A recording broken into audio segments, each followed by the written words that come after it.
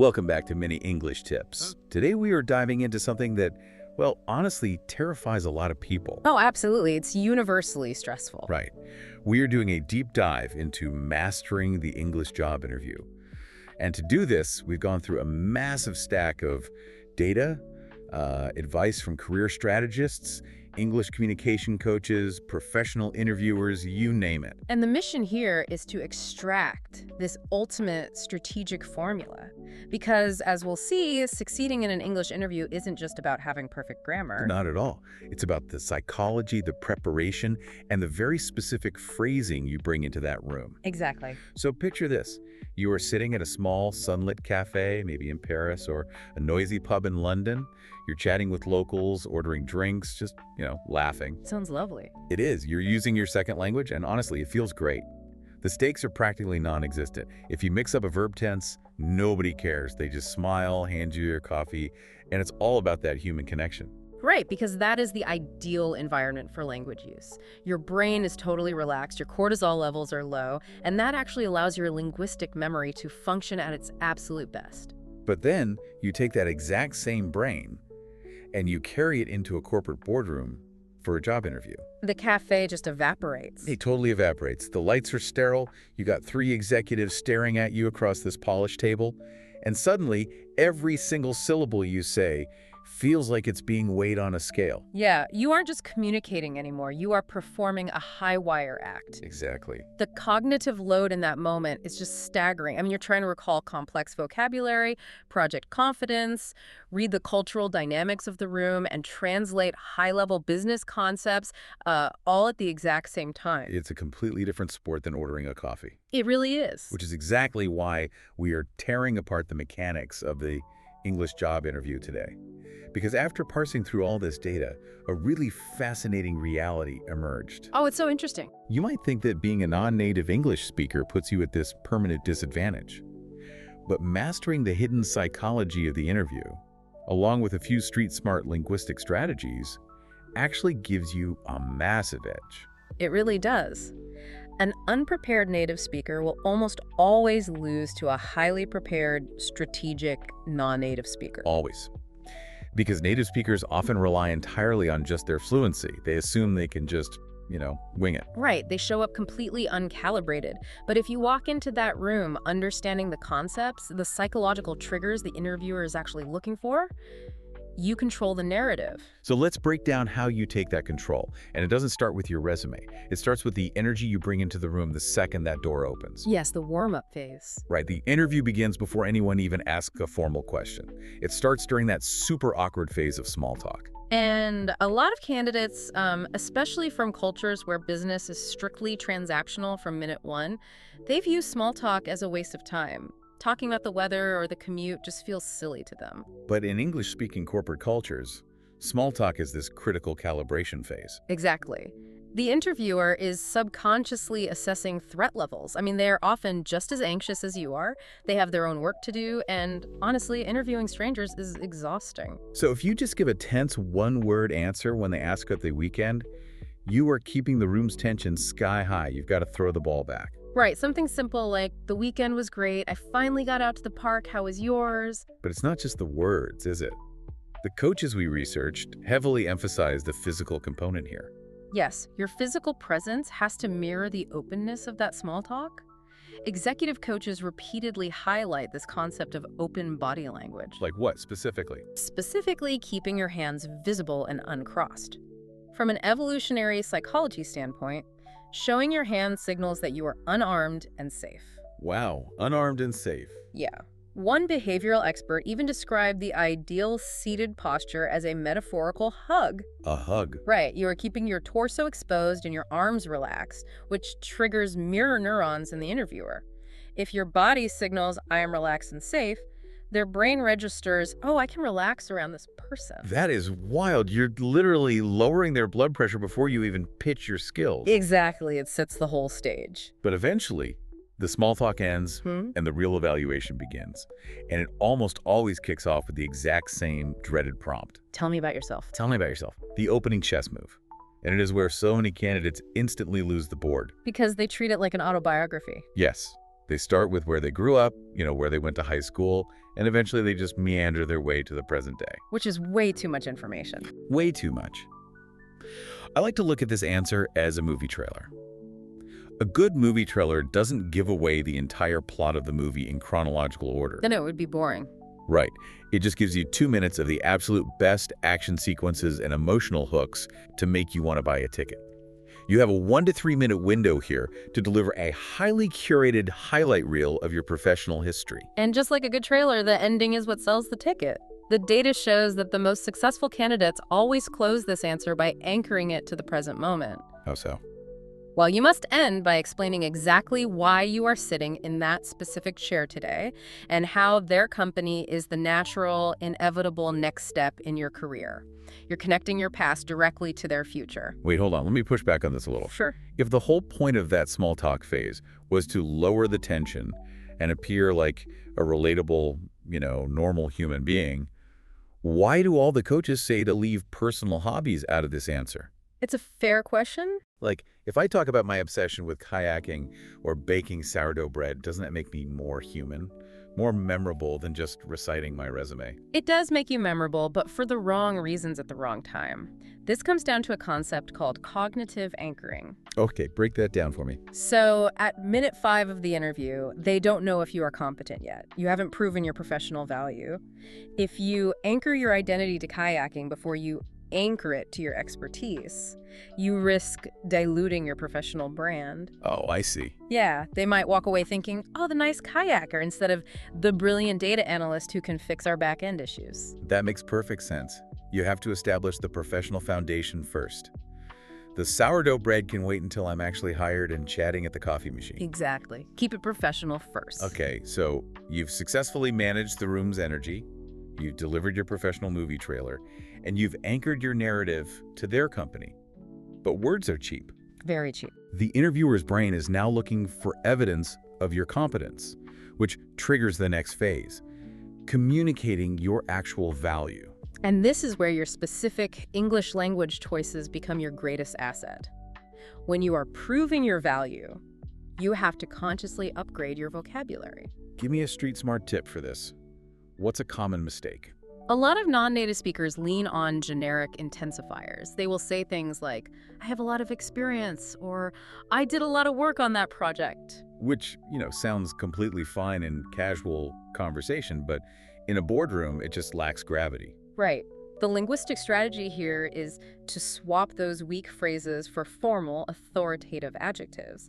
Instead of a lot of experience, you say, I have extensive experience, or I have significant experience. Oh yeah, extensive hits the ear differently.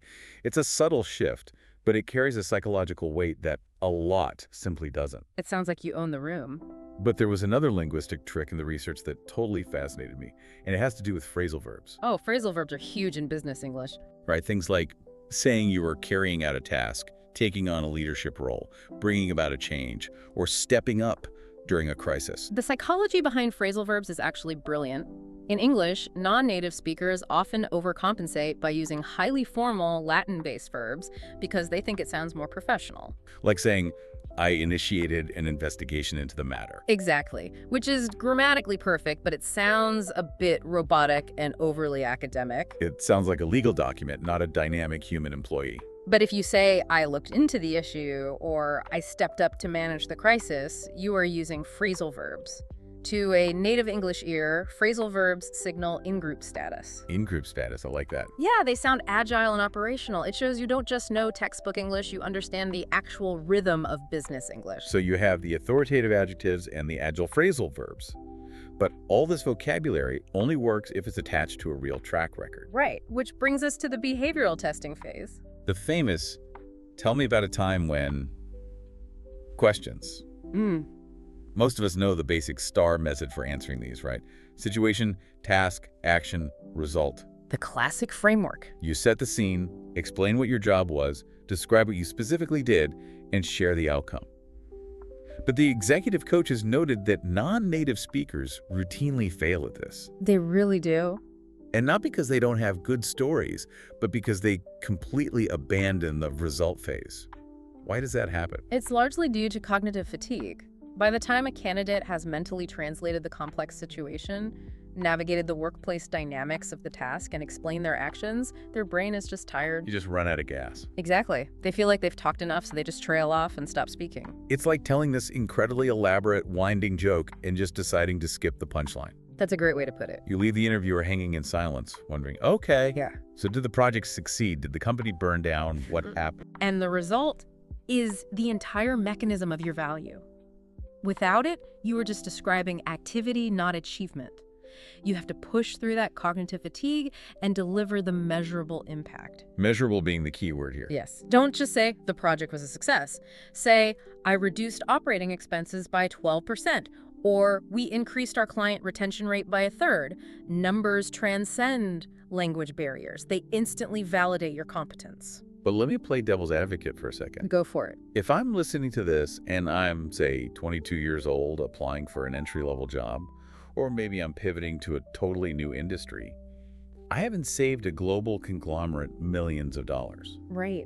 How do I provide a punchline if I don't have massive corporate numbers to brag about? That is a completely normal anxiety, but it misunderstands what the interviewer is actually looking for. They aren't always looking for massive scale. They're looking for the mechanism of how your brain solves problems. Okay, so they want to see that you understand cause and effect. Precisely. If you are entry level, your situation might be a chaotic university group project or a part-time retail job.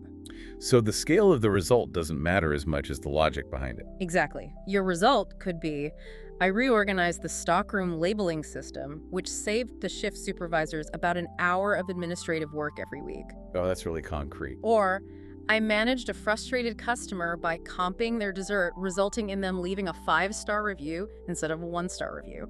You are showing them that you recognize the problem, take action, and generate a positive outcome. You're proving you are an asset, not a liability, regardless of the tax bracket of the company. That's it exactly. Okay, so at this point in the interview, you've proven your competence.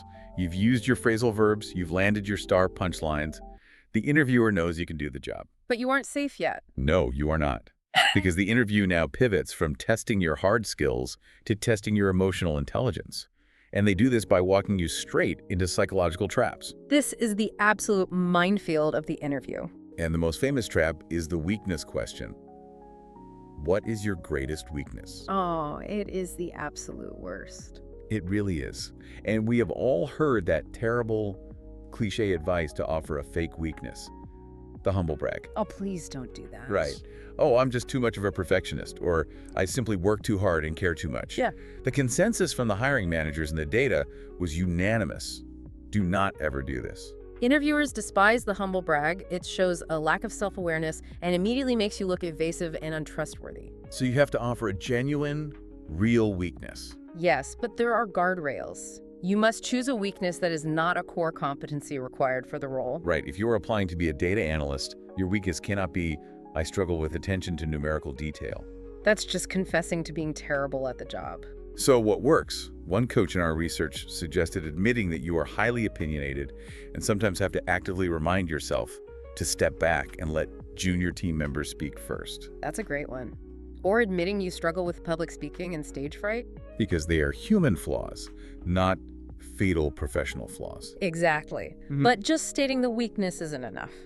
I like to explain navigating this question by comparing it to releasing a software patch. A software patch. I like where this is going. Yeah, you don't try to hide the bug in your code. The interviewer knows everyone has bugs. You openly document the bug, and then you immediately show them the patch you've written to keep the system running smoothly. That is a fantastic functional metaphor. So if my bug is that I have a hard time saying no to extra work, which leads to burnout, what is my patch? Your patch is the proactive step you are taking. You say, I sometimes struggle to turn down extra projects which can stretch me too thin, but to mitigate this, I've started implementing a weekly capacity audit. Capacity audit. Right. Every Friday, I review my bandwidth, and I force myself to prioritize before accepting new tasks. That is brilliant. You aren't just acknowledging the flaw, you are demonstrating coachability and self-regulation. But as brilliantly as you might handle the weakness question, there is an even more dangerous trap right behind it. The past employer trap. Why are you leaving your current job? Yes. This is the ultimate red flag test. The rule here is absolute. You must never bring negativity from your past into this room. Do not complain about a toxic boss. Do not bash your lazy coworkers. And do not critique your previous company's chaotic management. Keep the focus entirely positive and future-facing. Yes. You say you are leaving because you are eager for new challenges or looking for a company whose long-term values align with yours. Oh, wait, let me jump in here. If my last boss was genuinely creating a hostile work environment and the company was completely dysfunctional, Yeah, it's frustrating. aren't I just lying to this new company by smiling and saying I'm looking for a fresh challenge? Why do we have to play this corporate game of pretending everything is fine? It feels inauthentic, I get that. But it's actually about how the human brain processes information.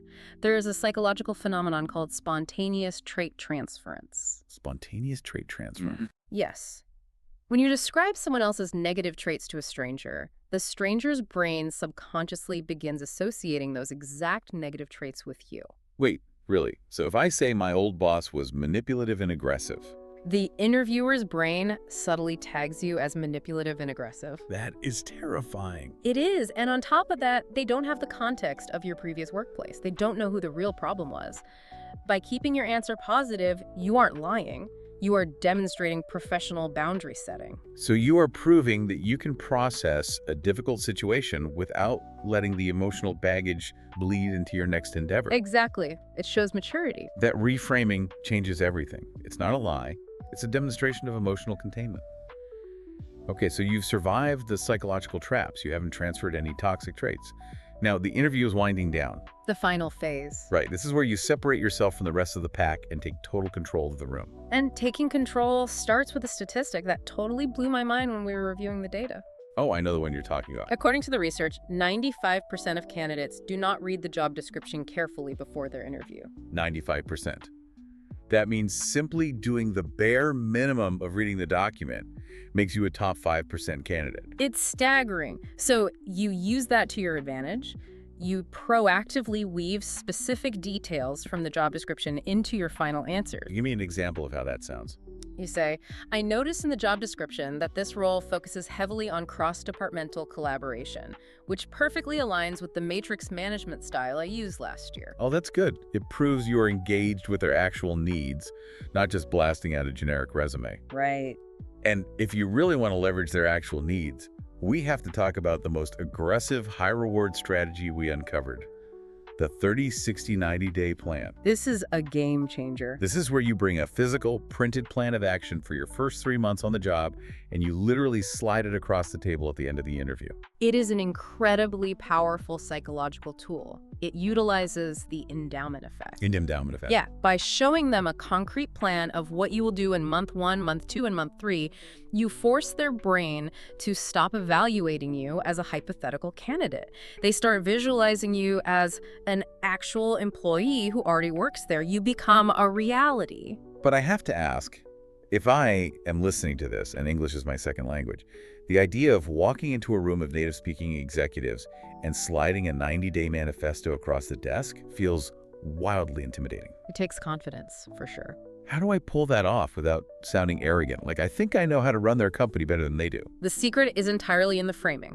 You do not present it as a mandate. You present it as a collaborative conversation starter. So how do you phrase it? You hand it over and say, based on my research from the outside, I've drafted a rough outline of how I would approach my first 90 days. But since I don't know the internal dynamics yet, I'd love to know how this aligns with your actual priorities. Oh man, that is incredibly smooth. You are showing massive initiative.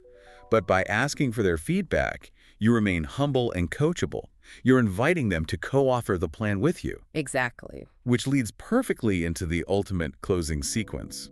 The interviewer looks at you and asks, do you have any questions for us? And the cardinal rule here is never, ever say no. Saying no is like going on a first date, talking about yourself for an hour, and then when the other person asks if you want to know anything about them, you just say, nah, I'm good. Yeah, there will absolutely not be a second date. It shows a complete lack of intellectual curiosity. Exactly. You must have 3 to 4 highly strategic questions prepared. But there is a massive warning attached to this.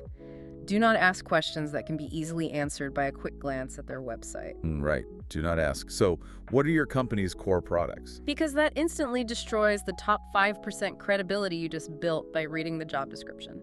Your questions need to force the interviewer off their rehearsed marketing script. You want to ask things like, what does a typical Tuesday actually look like in this role? Or, can you tell me about the team dynamics? And the most powerful question you can ask is about defining the goalposts.